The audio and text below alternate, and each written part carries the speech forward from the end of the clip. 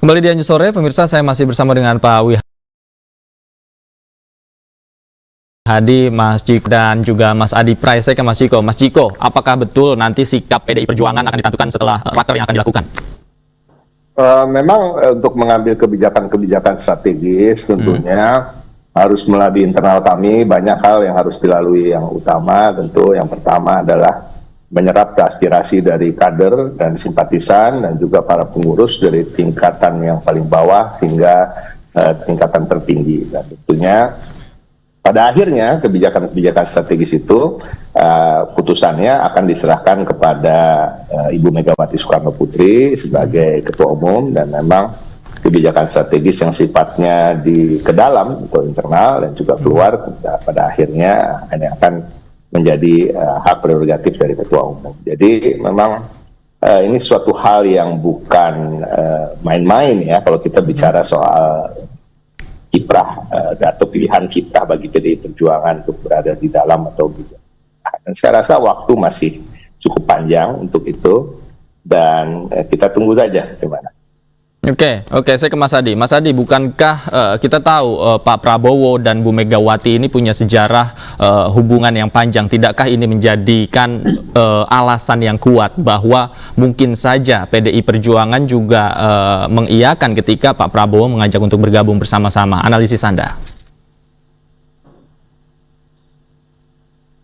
Saya kira memang kalau kita melihat korespondensi historis ya antara Prabowo dan Megawati, memang sebenarnya tidak ada persoalan yang cukup serius. Bahkan PDIP kan menegaskan bahwa mereka nggak ada persoalan apapun dengan Gerindra dan Prabowo.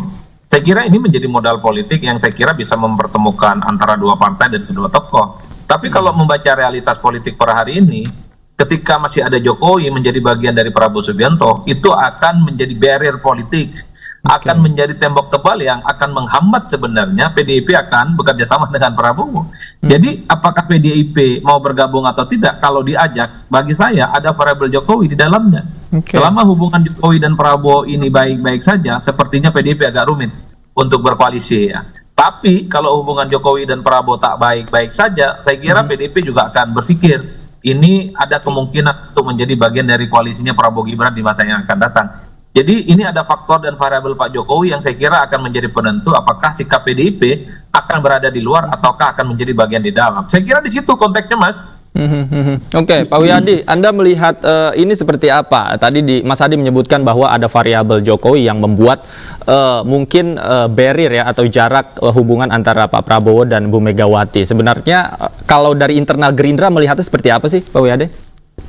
Ya, bagi kami tidak ada hal-hal yang menyangkut permasalahan Pak Jokowi, karena bagaimanapun juga saat ini kan Pak Prabowo dengan Mas Gibran yang sebagai presiden dan wakil presiden terpilih, jadi komunikasi tetap berjalan, tetapi bagaimanapun juga bahwa keputusan itu yang seperti ditandakan oleh Mas Ciko tadi, bahwa ada rakornas yang mesti harus tentukan. Jadi kita masih menunggu semuanya dalam komunikasi itu yang terbaik lah untuk bangsa dan negara ini. Jadi bagi kami, bagi Partai Gerindra, bahwa komunikasi tetap terjalin, silaturahmi tetap terjalin, dan sama-sama mempunyai keinginan bahwa kita untuk membangun bangsa ini bersama-sama. Jadi saya kira platform yang dari dasar daripada platform itu adalah seperti itu. Jadi apakah itu ada faktor-faktor yang lain? Tentunya faktor-faktor lain itu kalau bangsa Indonesia itu tidak ada yang tidak bisa diselesaikan dengan komunikasi dan silaturahmi, saya kira bisa diselesaikan. Jadi ini adalah merupakan sesuatu hal yang mungkin dilihat sesuatu yang tidak bisa dilakukan, tetapi kalau dengan kita percaya bahwa dengan komunikasi dan jalur silaturahmi semuanya bisa terselesaikan. Oke, Mas Ciko, PDI Perjuangan tidak takut ketika nantinya misalkan katakanlah PDI Perjuangan sudah menentukan sikap berada di luar pemerintahan, kemudian masyarakat mempersepsikan bahwa PDIP tidak ingin diajak gabung karena ego politik yang tinggi misalnya, kemudian masyarakat mempersepsikan bahwa PDIP tidak ingin rekonsiliasi dan bersatu dengan pemenang pemilu. Tanggapan Anda seperti apa? PDI Perjuangan ini bukan partai baru. PDI Perjuangan ini partai yang sudah puluhan tahun yang berada di Indonesia dan mempunyai karakternya sendiri. Dan karakter PDI Perjuangan ini sudah sangat dipahami oleh mayoritas rakyat Indonesia yang utamanya mereka-mereka yang mengikuti politik ya hari-hari ini. Jadi justru kami melihat kalau di internal kami, dari konstituen kami, para pemilih kami, maupun juga simpatisan, kader, dan lain-lain, sampai hari ini berada di luar pemerintahan itu sepertinya menjadi pilihan. Ini kita bicara hari ini. Kita bicara politik tentunya adalah seni dari segala kemungkinan. Kita lihat yang hari ini belum tentu yang besok. Tetapi kembali lagi, begitu juga masyarakat secara umum bahwa melihat bahwa PDI Perjuangan berada di luar pemerintahan juga bukan baru sekali dua kali. Gitu. Selama Orde Baru kami mempunyai posisi yang jelas. Setelah Orde Baru juga dalam 2 periode kepemimpinan Presiden Susilo Bambang Yudhoyono, kami tegas berada di luar gitu. Tetapi ini artinya adalah keberadaan kami di dalam maupun di luar, kami menganggap adalah sama-sama mulianya, karena pada prinsipnya itu yang saya katakan tadi, ibarat satu rumah ini adalah Indonesia, tapi tentunya pilar-pilarnya itu harus kadang-kadang berjarak untuk bisa menyangga sebuah rumah yang besar ini. Artinya tidak takut ya PDIP ketika tidak dapat kue menteri begitu di dalam kabinet nanti ke depannya ya? Ya kan tadi saya sampaikan, ini bukan baru pertama kali, justru kadang-kadang istirahat dari pemerintahan itu membuahkan hasil yang baik bagi elektorat. Oke. Mas Adi, ini kita selain Pilpres, kita katakan agenda Pilpres mungkin sudah selesai, tapi agenda yang paling dekat adalah Pilkada. Mungkinkah ketika hal ini terjadi di Pilpres, di Pilkada, hubungan Gerindra dan PDIP juga tidak terpengaruh dengan faktor-faktor yang seperti ini, Mas Adi? Saya kira itu adalah 2 konteks yang berbeda. Pilpres dan Pilkada adalah domain kontestasi politik yang menurut saya berbeda secara diametral. Karena kalau kita melihat hitungan rata-rata secara umum, memang itu koalisinya cair. Jadi partai-partai di kubu 3 dengan kubu 2 itu bisa saling berkoalisi satu sama yang lain. Sangat tergantung bagaimana kebutuhan politiknya, terutama di daerah yang akan dimajukan. Misalnya di Jakarta, kalau ada kecocokan antara PDIP dengan Gerindra, bukan tidak mungkin akan menduetkan kader terbaik mereka, kan begitu.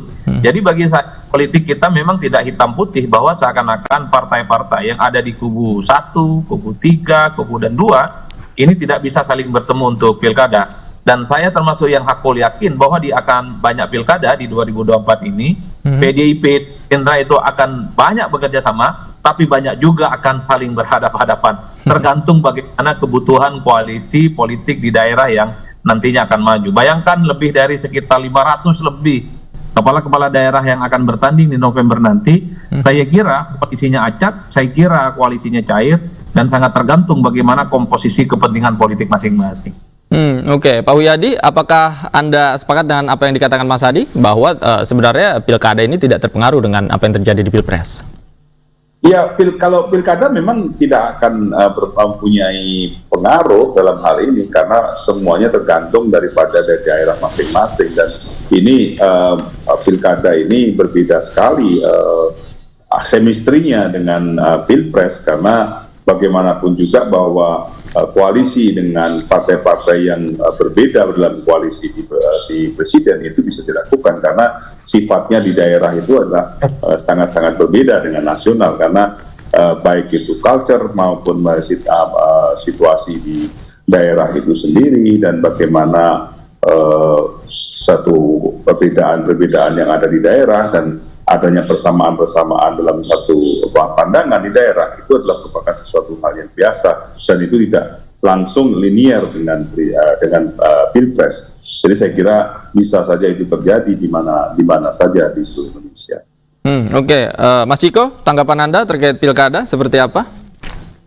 Saya rasa apa yang disampaikan cukup merangkum ya di apa yang disampaikan Bung Adi maupun Pak Wihadi, itu jelas bahwa memang kalau kita lihat sekarang saja memang apa yang menjadi kita lihat kenyataannya di daerah-daerah sekarang, banyak partai-partai yang secara ada dalam pemerintahan tetapi juga berkoalisi dengan partai yang berada di luar pemerintahan seperti PKS dan Demokrat, tapi juga di pilkadanya mereka saling mendukung. menjadi satu paket, bupati maupun wakil bupati. Ini hal yang memang unik dan saya rasa cukup spesial dibandingkan negara-negara lain terkait dengan sistem politik. Oke. Terakhir, Mas Adi, singkat saja. Berarti Anda hakul yakin dari analisis Anda? Saya mesti harus meninggalkan dulu. Oke, baik, ya. Baik, terima kasih. Kalau gitu kita akhiri. Terima kasih atas waktunya Bapak-Bapak. Terima kasih Mas Adi, Mas Ciko juga terima kasih banyak, Pak Wihadi. Terima kasih banyak sudah bergabung bersama kami di iNews Sore. Selamat sore, sehat selalu Bapak-Bapak.